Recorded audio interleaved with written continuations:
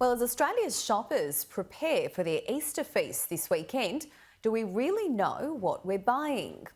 With changes to egg labelling laws and the majority of beef being industrially farmed, Australian farmers are now calling for transparency and tougher regulations on labelling. Joining me live is our Cow Co-Founder Bianca Tarrant. Bianca, when we purchase eggs, we're met with a range of choices these days, from organic to free range. But what are these changes to egg labelling laws? I think it's important for the egg labelling laws. It's been a really important shift for consumers to be able to make an educated choice about the food that they are buying, and bringing that same amount of education and that same amount of knowledge to the meat and livestock industry would be really great for consumers, so they can make more educated decisions about the food that they are feeding their families. So what will these labelling laws entail? What are you looking for in the labels? I think it's just a bit more transparency for consumers, so that they can understand how the meat is raised, the animal welfare quality of the livestock, and how it's been raised, the food it's been fed, the living conditions that it's had, and then they can, obviously organic and free range isn't going to be for everybody, but having that information in front of them, they can make that educated decision about the food that they do choose to purchase.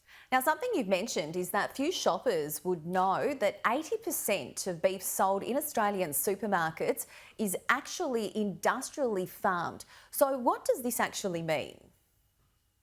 It's just a way that the industry is able to consistently produce the same quality of an animal and the same meat quality at a lower price, I guess. Like I said, not everybody can afford to choose organic and free range produce, but we still need to be able to produce food. And the farming, that side of the farming industry and the agricultural industry, is really important to Australia. But I guess it's just about having a little bit more transparency in that. And I guess that's why, we started our business. That's why we started our cow, so we could bring that level of transparency to consumers. We can show them what we do on the farm every day. We can show them the difference between industrially farmed and free range produce, and the taste difference as well, and really give consumers the opportunity to support farmers through their food choices, and, the food that they are choosing to feed their family.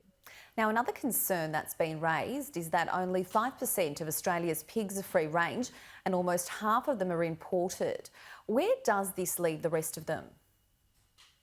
Yeah, so that's right. Like, we do import a lot of pork into Australia, and there is only a really, really small percentage of pork that's produced in Australia is free range. So at our cow, we only work with free range pork producers, and it is quite a intensive way to produce pork, is by doing it free range.